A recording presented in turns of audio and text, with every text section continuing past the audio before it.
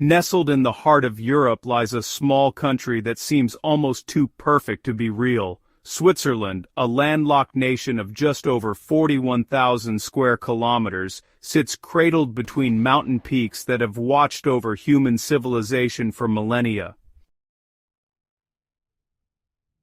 The story of this land begins with its mountains. The Alps cover roughly 60% of Switzerland's territory, their peaks piercing the sky like ancient cathedrals. Among them stands the Matterhorn, perhaps the most photographed mountain in the world, its distinctive pyramidal peak rising 4,478 meters above sea level. But Switzerland's highest point is actually the Dufourspitze, reaching 4,634 meters into the thin alpine air. These mountains gave birth to a unique people. Today, Switzerland is home to approximately 8.7 million inhabitants, but what makes this population remarkable is not its size, but its diversity. 4 official languages echo through Swiss valleys: German, spoken by about 63% of the population, French by around 23%, Italian by 8%, and Romansh, an ancient Romance language, by less than 1%. This linguistic tapestry reflects centuries of different cultures finding ways to coexist. The Swiss didn't stumble into harmony by accident. In 1291, 3 alpine communities came together to form a defensive alliance, planting the seeds of what would become modern Switzerland. This makes it one of the world's oldest democracies. The Confederation grew slowly, adding cantons one by one, until today's structure of 26 cantons emerged, each maintaining remarkable autonomy. This decentralization runs deep in Swiss culture. The country practices direct democracy, where citizens vote on major issues several times a year through referendums. It's democracy at its most participatory, where the people truly hold the reins of power. And, uniquely, Switzerland has no single capital in the traditional sense, though Bern serves as the federal city where the government sits. The Swiss commitment to neutrality is perhaps their most famous characteristic. Since 1815, Switzerland has maintained armed neutrality, staying out of both world wars and most international conflicts. Yet this neutrality isn't passive. Swiss men are required to serve in the military, and many keep their service rifles at home even after their service ends. This citizen militia system means Switzerland has one of the highest rates of gun ownership in Europe, yet maintains remarkably low crime rates. Neutrality also made Switzerland the perfect home for international organizations. Geneva hosts the European headquarters of the United Nations, the Red Cross, which was founded by Swiss humanitarian Henry Dunant in 1863, and hundreds of other international bodies. The country serves as a bridge between nations, a place where enemies can meet on neutral ground. Water flows through Switzerland's identity as surely as blood through veins. The country is often called the water tower of Europe, because major rivers like the Rhine and the Rhone originate in its mountains. Switzerland contains about 1,500 lakes. Their waters so clean and clear they seem almost unreal. Lake Geneva, shared with France, is the largest, while others like Lake Lucerne wind through mountain valleys like liquid sapphires. These pristine waters reflect Switzerland's environmental consciousness. The country generates about 60% of its electricity from hydroelectric power, harnessing the force of alpine rivers and meltwater. Recycling rates exceed 50%, among the highest in the world. De Wolverine Uzandan aber den C Prinpur Creedborgor created the world's steepest funicular railway, the Stousbahn, which climbs at a gradient of 110% while producing minimal environmental impact. The mountains that shaped Switzerland's geography also shaped its economy. Unable to grow much agriculture in steep terrain, the Swiss turned to precision and craftsmanship. Swiss watchmaking became legendary, with brands like Rolex, Patek Philippe, and Omega setting global standards. Today, Switzerland exports watches worth billions of dollars annually, tiny mechanical marvels representing centuries of accumulated expertise. But watches are just the beginning.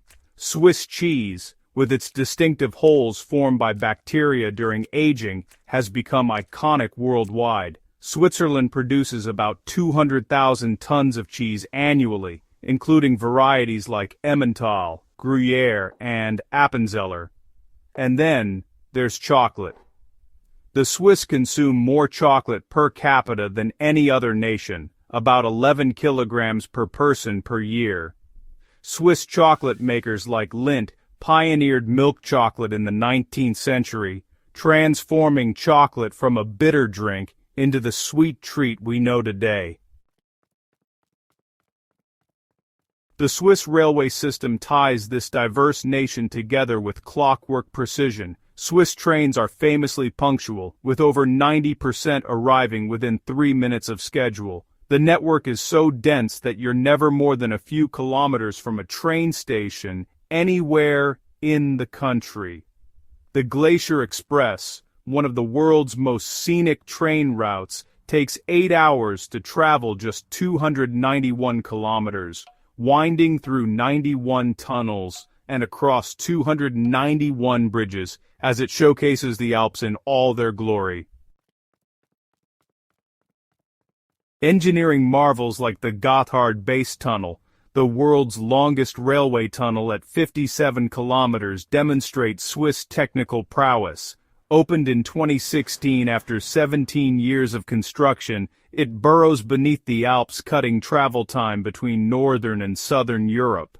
Yet the Swiss didn't build it for glory but for practical efficiency and environmental benefit, moving freight from polluting trucks to cleaner trains. Switzerland's cities offer their own stories. Zurich, the largest city with about 400,000 residents, serves as the country's financial heart. Geneva, the second largest, is Switzerland's most international city. Basel sits at the junction where Swiss, French, and German borders meet, a city that literally bridges cultures. And Bern, with its medieval old town preserved so perfectly it's a UNESCO World Heritage Site, serves as the seat of government. Despite its prosperity, Switzerland didn't join the United Nations until 2002 and remains outside the European Union to this day. The Swiss carefully guard their independence, even as they maintain close economic ties with their neighbors. The Swiss franc, their currency, is considered one of the world's most stable, a safe haven during global financial storms. This stability comes partly from Switzerland's banking sector. Swiss banks, famous for their secrecy laws, though these have loosened in recent years, manage trillions in assets. Banking privacy attracted wealth from around the world, though Switzerland has worked to shed its image as a haven for questionable money.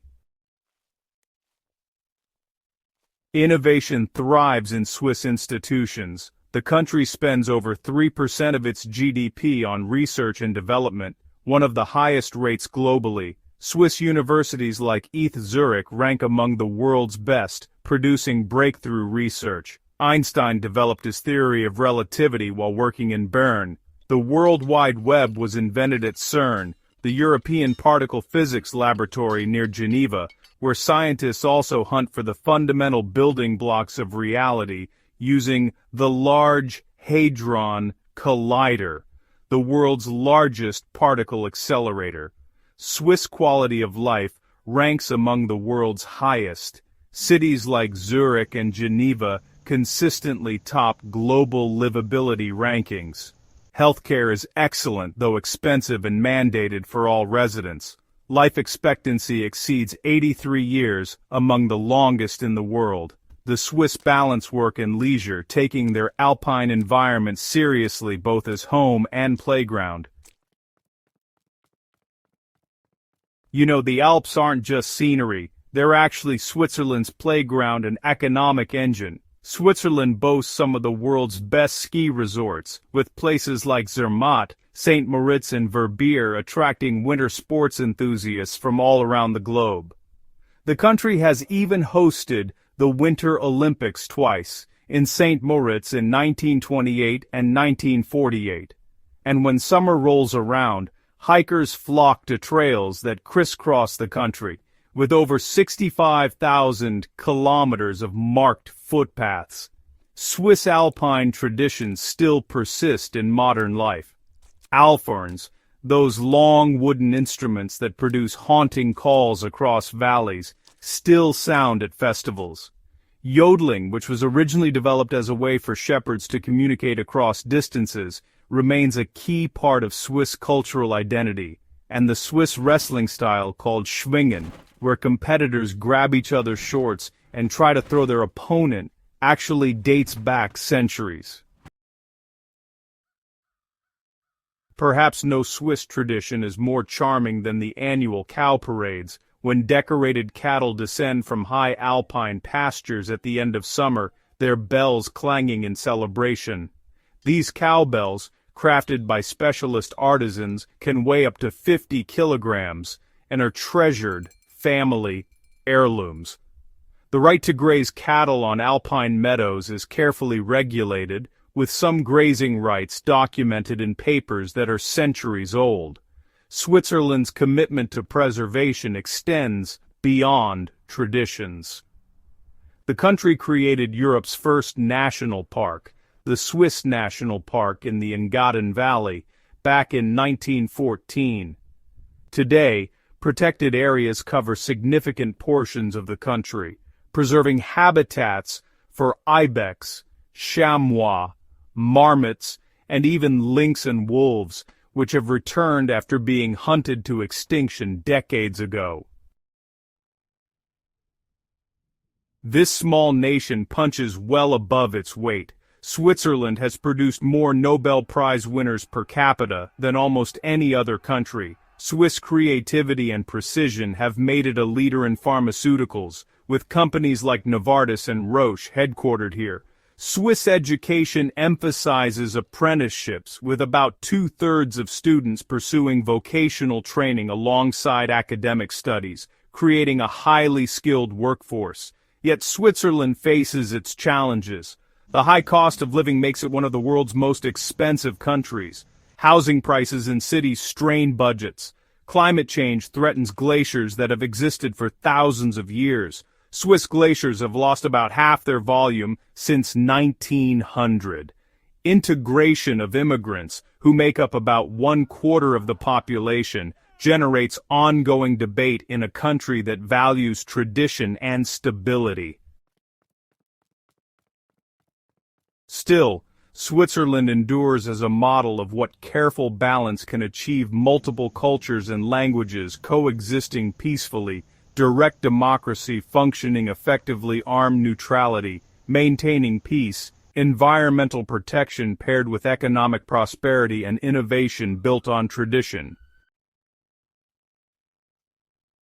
As the sun sets over the Matterhorn, painting snow-covered peaks in shades of pink and gold, Switzerland reveals its deepest truth. This is a land shaped by geography into something unique, where steep mountains forced people to cooperate, where limited resources demanded innovation, where diversity became strength rather than weakness. It's a country that made a virtue of smallness, showing that significance doesn't require size, only purpose and precision.